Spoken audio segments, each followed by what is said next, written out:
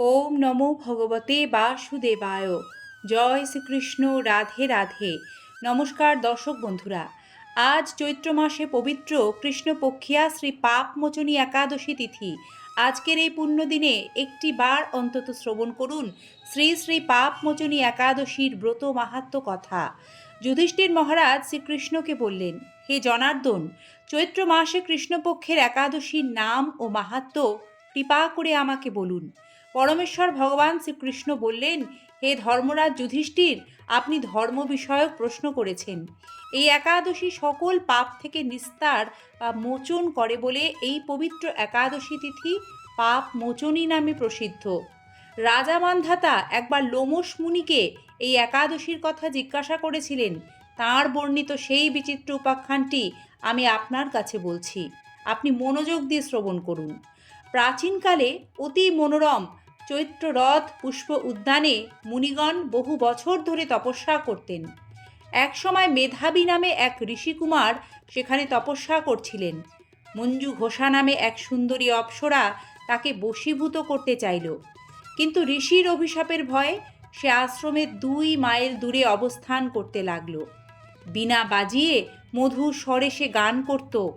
একদিন মঞ্জু ঘোষা মেধাবীকে দেখে কাম বাণে পীড়িতা হয়ে পড়ে।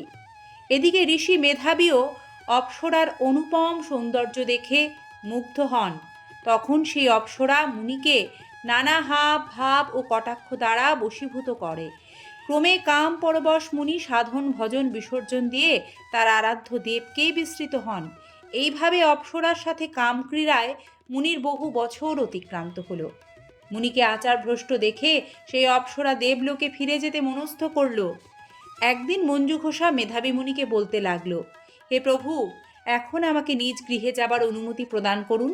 কিন্তু মেধাবী মুনি বললেন, হে সুন্দরী, তুমি তো এখন সন্ধ্যাকালে আমার কাছে এসেছো, প্রাতঃকাল পর্যন্ত আমার কাছে থেকে যাও। মুনির কথা শুনে অভিশাপের ভয়ে সেই অপ্সরা আরও কয়েক বছর তার সাথে বাস করল। এইভাবে বহু বছর, প্রায় 55 বছর 9 মাস 7 দিন অতিবাহিত হলো। দীর্ঘকাল অপ্সরা সহবাসে থাকলেও মেধাবীর কাছে তা অর্ধরাত্রি বলেই মনে হলো। মঞ্জু ঘোষা পুনরায় নিজ স্থানে গমনের প্রার্থনা জানালে মুনি বললেন, এখন প্রাতঃকাল, যতক্ষণ পর্যন্ত আমি সন্ধ্যা বন্দনা না সমাপ্ত করি ততক্ষণ পর্যন্ত তুমি এখানে থাকো।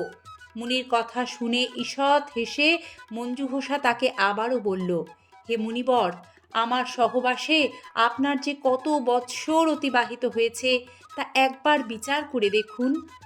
এই কথা শুনে মুনি স্থির হয়ে চিন্তা করে দেখলেন যে তার 56 বৎসর অতিবাহিত হয়ে গেছে। মুনি তখন মঞ্জু ঘোষার প্রতি ক্রোধ পরবশ হয়ে বললেন, হে পাপিষ্ঠে দুরাচারিণী, তপস্যার ক্ষয়কারিণী, তোমাকে ধিক, তুমি পিশাচী হও। মেধাবী শাপে অপ্সরার শরীর বিরূপ প্রাপ্ত হলো। তখন সে অবনত মস্তকে মুনির কাছে শাপ মোচনের উপায় জিজ্ঞাসা করল। মেধাবী বললেন, হে সুন্দরী, চৈত্র মাসে কৃষ্ণপক্ষিয়া পাপ মোচনী একাদশী সর্বপাপ ক্ষয়কারিণী। সেই ব্রত পালনে তোমার পিশাচত্ব দূর হবে। পিতার আশ্রমে ফিরে গিয়ে মেধাবী বললেন, হে পিতা, এক অপ্সরা সঙ্গদোষে আমি মহাপাপ করেছি। এর প্রায়শ্চিত্ত কি তা কৃপা করে আমায় বলুন। উত্তরে চবনমুনি বললেন, চৈত্র মাসে কৃষ্ণপক্ষিয়া শ্রী শ্রী পাপমোচনী একাদশী ব্রতের প্রভাবে তোমার পাপ দূর হবে। পিতার উপদেশ শুনে মেধাবী সেই একাদশী ব্রত ভক্তি ভরে পালন করলেন। তার সমস্ত পাপ দূর হলো। পুনরায় তিনি তপস্যার ফল লাভ করলেন। মঞ্জু ঘোষাও ওই ব্রত পালনের ফলে পিশাচত্ব থেকে মুক্ত হয়ে দিব্য দেহে স্বর্গে গমন করল।